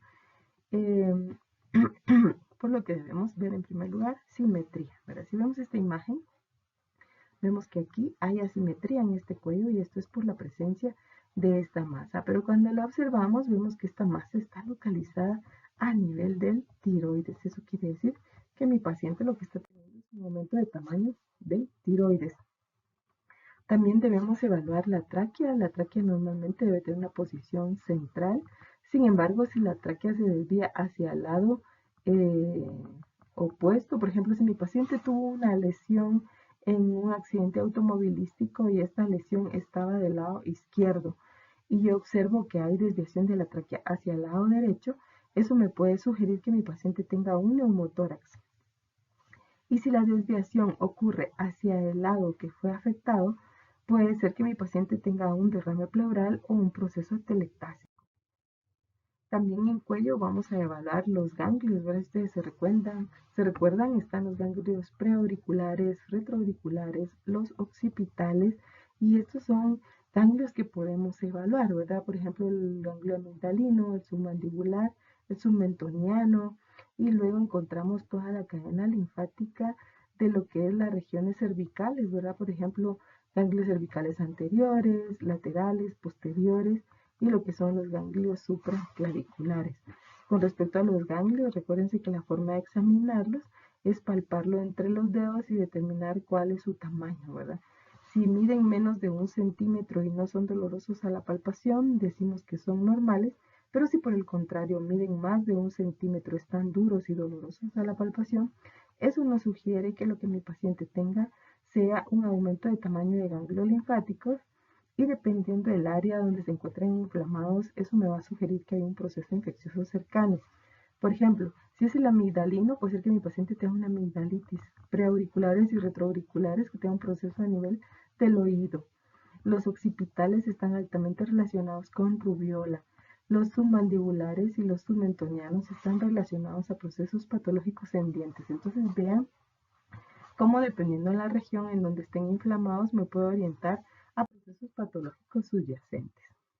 Luego entonces voy a pasar a hacer la evaluación del tórax. Con respecto a la evaluación del tórax, recuérdense que todo lo que estamos haciendo es simplemente inspección, o sea, solo estamos observando cualquier tipo de anormalidad que podamos encontrar en cada una de estas estructuras. Entonces, ¿cómo voy a evaluar el tórax? Me debo colocar en una posición centrada detrás del paciente y debo observar la forma del tórax y el modo en que el tórax se mueve durante el proceso de la respiración. Puede ser que encontremos deformidades o asimetrías en la expansión torácica, como por ejemplo este que es el pecho en paloma, en donde vemos que hay una prominencia de lo que es el esternón y eso hace que el tórax del paciente se mire más echado hacia adelante, como que estuviéramos viendo el pecho de la paloma. Tenemos su contrario, que es el peptum excavatum, en donde observamos que el esternón tiene una localización más profunda, su localización normal, y eso hace que el tórax se vea como deprimido o hundido. Cuando estamos frente a estos casos, lo que se recomienda es que hagamos, por ejemplo, radiografía de tórax, tomografía torácica, que se puede hacer un ecocardiograma o una espirometría para ver funcionamiento pulmonar y cardíaco.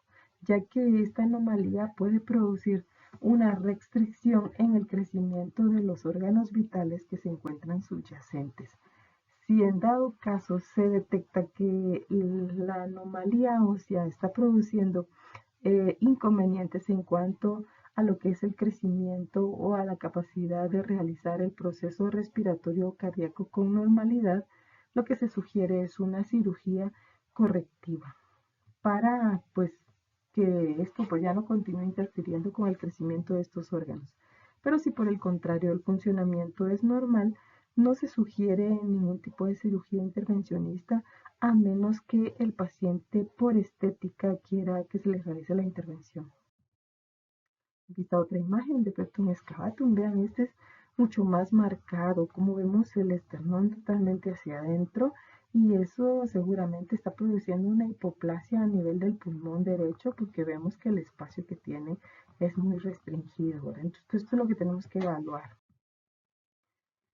Cuando existe, por ejemplo, una expansión asimétrica, esto nos puede ayudar a considerar que nuestro paciente tenga un derrame pleural. Por ejemplo, yo hoy tuve un paciente con un accidente automovilístico.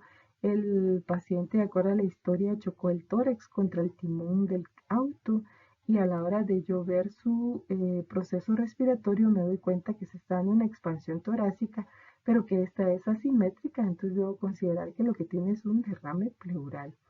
También cuando hay retracción marcada, eso me puede sugerir que mi paciente tiene asma grave, enfermedad pulmonar obstructiva crónica u obstrucción de las vías respiratorias altas, como por ejemplo la presencia de un cuerpo extraño en un niño. La alteración unilateral o el retraso indican enfermedad pleural por asbestosis o silicosis. También en lesiones o traumatismos del nervio frénico podemos tener una expansión asimétrica. Este otro, que es el tórax en tonel o el tórax enfisematoso, si ustedes se dan cuenta, como característica en este tórax, hay un aumento de lo que es el diámetro antero-posterior. Recuérdense que el diámetro antero-posterior es aquel que viene del esternón hacia la columna vertebral.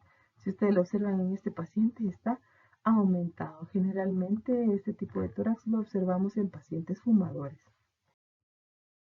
También en tórax no se nos debe olvidar que debemos evaluar la mama y que la mama se debe evaluar tanto en el sexo femenino como en el masculino.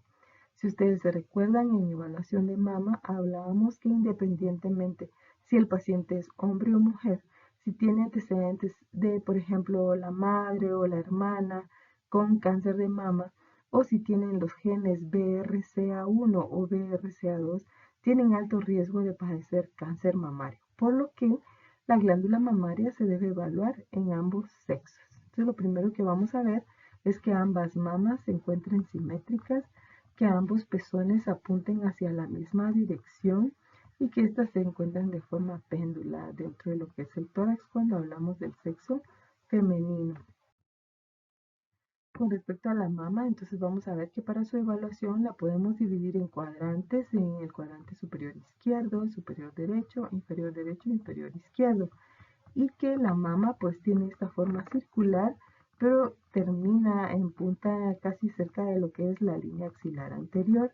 Esta pequeña cola o extensión se le conoce con el nombre de cola de Spence, y esta es muy importante porque es un área en donde más comúnmente aparecen los cánceres mamarios, por lo que a la hora que evaluamos mama, pues no solo es evaluarla aquí circularmente, sino siempre debemos extendernos a través de la cola de Spence.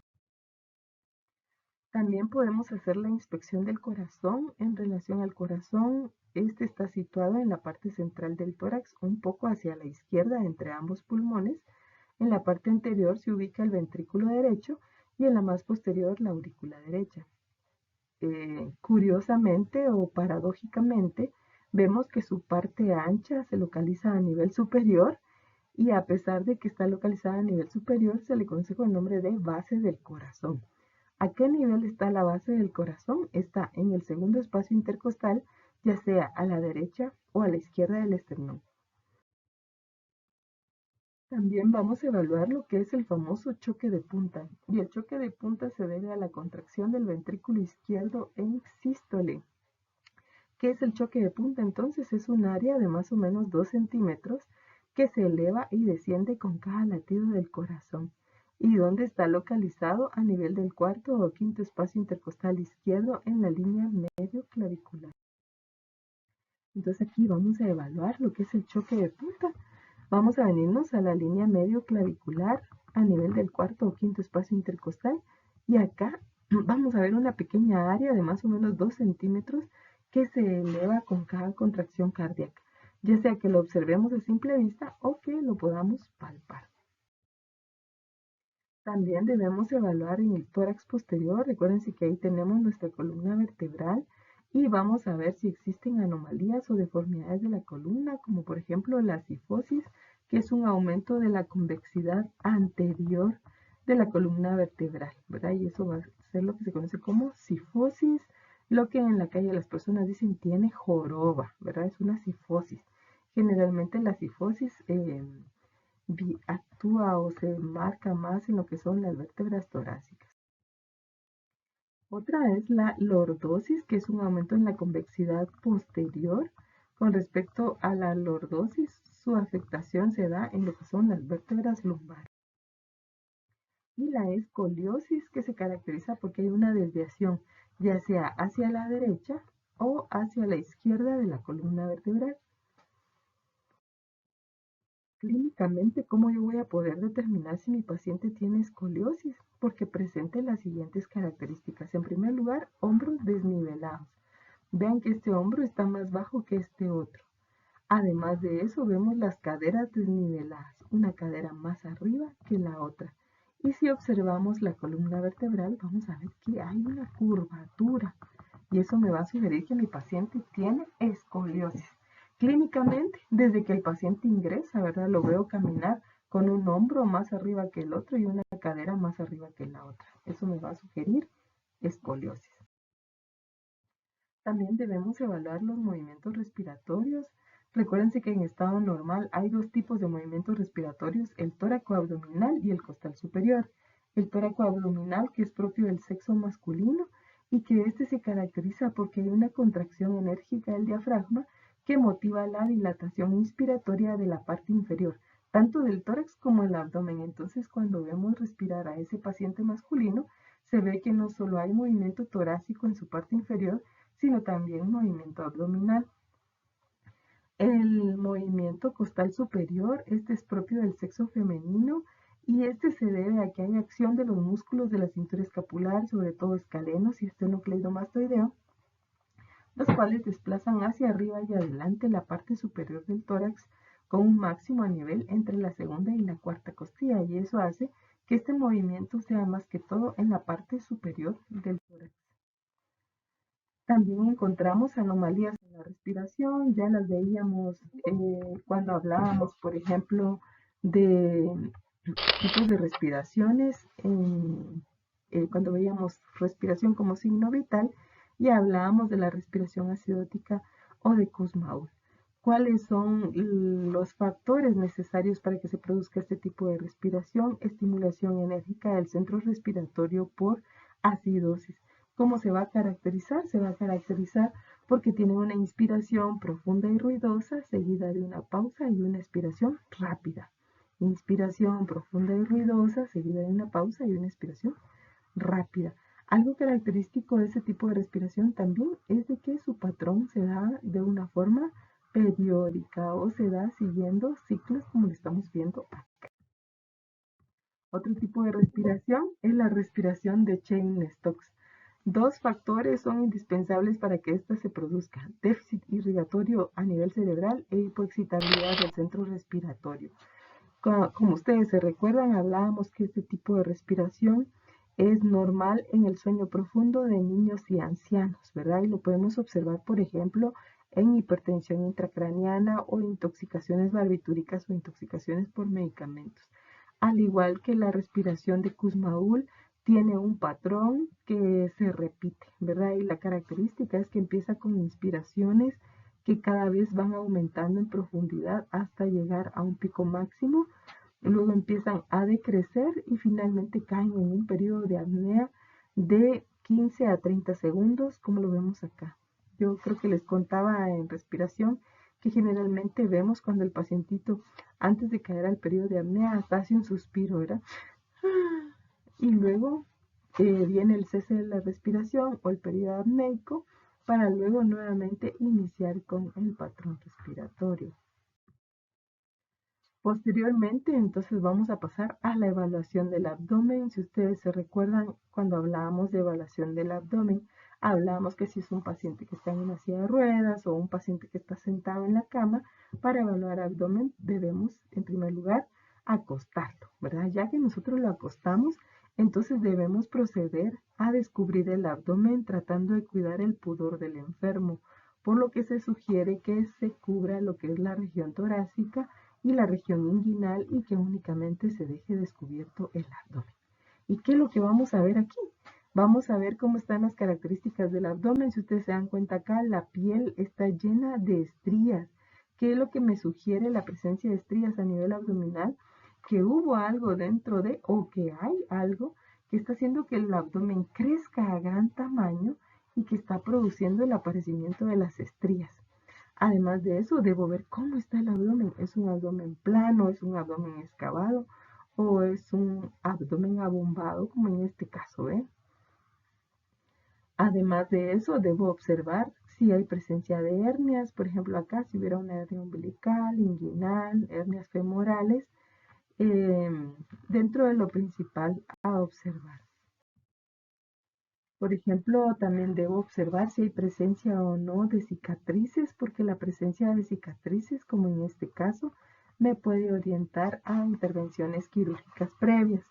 Si ustedes se recuerdan, cuando hablábamos de ética, yo les contaba el caso de una paciente que llegó con un dolor abdominal a un centro asistencial. Le dijeron al hijo que tenía una inflamación de la vesícula biliar y que había que operar inmediatamente, pero no se percataron que tenía una cicatriz en cuadrante superior derecho porque la vesícula biliar ya le había sido extirpada. Entonces, es muy importante evaluar presencia o no de cicatrices porque eso nos orienta a intervenciones quirúrgicas. Por ejemplo, acá, esta cicatriz que es secundaria a la realización de una cesárea segmentaria transperitoneal. Esta otra, miren que es una incisión que abarca el abdomen en toda su línea media y esta se realiza cuando se va a hacer laparotomías exploradoras.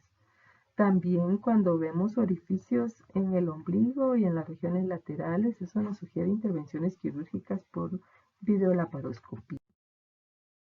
Algunas cicatrices quirúrgicas que se pueden encontrar y que tienen nombres propios, por ejemplo, la cicatriz de McBurney. Esta es una incisión que se localiza en el cuadrante inferior derecho, paralela a las fibras musculares del músculo oblicuo externo, más o menos a 3 centímetros de la espina ilíaca anterosuperior. Se usa generalmente para apendicectomías. Esto es el McBurney. La incisión de Kocher. La incisión de Kocher es una incisión subcostal derecha, paralela al reborde costal y que se usa para colecistectomías o para extraer vesícula biliar.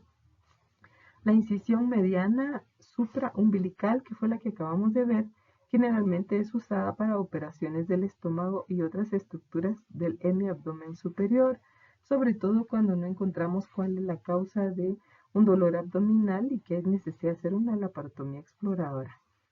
La incisión de Pfannenstein, que fue la primera que observamos, es una incisión arqueada que está por encima de la sínfisis pubiana en el sentido del pliegue suprapúbico, que se usa para efectuar cesáreas u operaciones ginecológicas como histerectomías. Y también debemos observar si mi paciente tiene un abdomen globoso, que era lo que yo les decía, ¿verdad? Un abdomen aumentado de tamaño, ¿verdad? Si el abdomen está así, tenemos que investigar cuáles son las causas. ¿Qué es lo que hay aquí abajo? ¿Es tejido adiposo? ¿Es un tumor intraabdominal? ¿Es presencia de líquido acítico? ¿O cuál es la causa de ese agrandamiento? Por ejemplo, en este caso, bueno, en la paciente anterior era una paciente cirrótica. En este caso es un útero grávido el que estamos observando, ¿verdad? Entonces vemos que hay un aumento de tamaño del abdomen, vemos, por ejemplo, presencia de estrías por un útero grávido. También debemos observar si el abdomen no está excavado, como en este caso. En esa imagen lo que estamos viendo es un abdomen excavado, o ¿cómo lo pudiese decir? Para que ustedes me entendieran mejor, se le ve el abdomen como hundido, ¿verdad? Generalmente esto lo vamos a observar en pacientes que tienen largos periodos sin ingerir alimentos, como en el caso de pacientes que están en unidades de cuidados intensivos, en donde la alimentación se les está brindando a través de la vía endovenosa o una alimentación parenteral. También debemos evaluar si hay o no presencia de hernias, por ejemplo. Puede ser la presencia de hernia umbilical que sale a partir de lo que es la región umbilical, hernias epigástricas, hernias incisionales que aparecen luego de intervenciones quirúrgicas. Con respecto a la progresión de una hernia, vemos que se va a dar de esta forma. Generalmente las hernias resultan por debilitamiento de las paredes de la musculatura del abdomen, donde se observa que a través de esas debilidades pueden protruir asas de intestino delgado hacia el exterior. Por ejemplo, en este caso estamos observando cómo las asas del intestino delgado protruyeron hacia acá y cómo forman la masa en la parte exterior del abdomen. Algo característico de esta es de que a la hora que uno hace presión y empuja estas asas hacia acá, esas regresan. Si esto sucede, entonces estamos frente a una hernia reductible. Pero si caso contrario, vienen las asas del intestino, protruyen, pero esto hace cierta compresión y ya no regresan a su lugar, estamos hablando de una hernia no reductible, pero cuando no se reduce y eso altera lo que es el riego de esta parte del intestino que quedó atrapada a este nivel, estamos hablando de una hernia encarcerada. En relación a las hernias encarceradas o estranguladas, pues el paciente puede perder esta parte del intestino delgado que se quedó sin adecuada irrigación. Y acá estamos viendo cómo nosotros podemos observar hernias inguinales, por ejemplo. Vean acá la imagen, cómo se observa una hernia inguinal en un pacientito. Y esto es una hernia escrotal, ¿verdad? Entonces vemos cómo en la hernia escrotal las asas de intestino delgado pueden venir hacia lo que es la bolsa del escroto y protruir a este nivel. En el aparato locomotor vamos a ver cómo están las extremidades inferiores, vemos si hay simetría o no hay simetría, al igual que evaluar si hay presencia de edema, por ejemplo, o falta de tejido muscular. También debemos evaluar anomalías o deformidades a nivel de los pies. En este caso es un caso de hipertrofia muscular, el que estamos observando, o atrofia muscular. ¿Verdad? Se dan cuenta, aquí no hay nada de músculo, solo es piel y hueso. Anomalías de los miembros inferiores, y debemos evaluar también sobre si hay presencia de flogosis. La flogosis se va a caracterizar porque a nivel articular podemos encontrar dolor, aumento del volumen o que haya edema, aumento de la temperatura, o sea que esté calientita el área, que esté enrojecida o con eritema y que exista limitación al movimiento. Esta deformidad, que se conoce con el nombre pie equinovaro. Una característica es que este tipo de anomalía generalmente es una anomalía congénita en donde el bebé presenta una forma o posición torcida del piecito que generalmente está dirigido hacia la parte medial o la parte central de nuestro cuerpo. Algo característico es que los tejidos que conectan los músculos al hueso o a los tendones son más cortos de lo habitual, y eso es lo que da origen a esta anomalía o a esta deformidad. Su contrario, que es el pie equinovalgo, es una patología congénita en la cual los talones del niño se tornan hacia afuera y las puntas de los pies hacia adentro. Entonces vamos a ver que como característica, es que los pies van a estar dirigidos hacia afuera. Entonces vamos a ver que generalmente están separados lo que son los dedos del pie de lo que es la línea media, ¿verdad? Como ustedes ven, están hacia los lados y los talones están más próximos a la línea media. Este es otro ejemplo de lo que es pie equinovaro, pero acá vemos que la deformidad hace que los pies estén totalmente desplazados hacia la línea media y que incluso hasta se miren como doblados o torcidos. Y otra anomalía que podemos encontrar en las extremidades es que la persona tenga artritis. Como algo característico, las personas que tienen artritis se observa que en los dedos y en los dedos de la mano vamos a observar deformidades. Esta deformidad puede causar dolor. Además de eso, la persona puede experimentar pérdida de movilidad y de la función articular. Y en casos severos también pueden ocurrir irregularidades en lo que son las articulaciones. Entonces, estas son básicamente lo que nosotros vamos a ir observando a lo largo de la realización de la inspección. Como ustedes se dieron cuenta, híjole, vamos a ir viendo desde el inicio, hablábamos medidas antropométricas, medición de signos vitales, evaluación de la piel y luego pues ya vamos evaluando desde la cabeza hasta llegar finalmente a los pies. Recuerden que algo muy importante a la hora de realizar la inspección es que tenemos que ser muy buenos observadores y lograr observar todos aquellos detalles, desde cambios de coloraciones, de rubораciones, presencia de secreción, presencia de anormalidades, que una extremidad es más larga que otra, por ejemplo. Todo eso lo vamos a ir determinando por medio de la inspección. Y nuevamente les dejo la idea, ¿verdad? Que para que ustedes vayan despertando más, ¿cómo se podría decir? Se vayan despertando más en cuanto a ser muy buenos observadores, es que vengan y vean en internet aquellos dibujos que tienen 6 diferencias y aprendan imprímanlos y busquen las 6 diferencias. Y de esa forma van a ir entrenando su ojo para observar pequeños detalles. Recuérdense que cada uno de estos detalles nos va a dar información importante para llegar a pautas diagnósticas. Muchas veces hay muchos de estos signos o síntomas que se pueden ir asociando y ir orientándonos mejor a un diagnóstico o que pueden formar parte de un diagnóstico. Por ende, es importante que aprendamos a detectarlos. Bueno, recuérdense que si tienen alguna duda, pueden escribirme a mi correo. Que pasen un buen día, cuídense.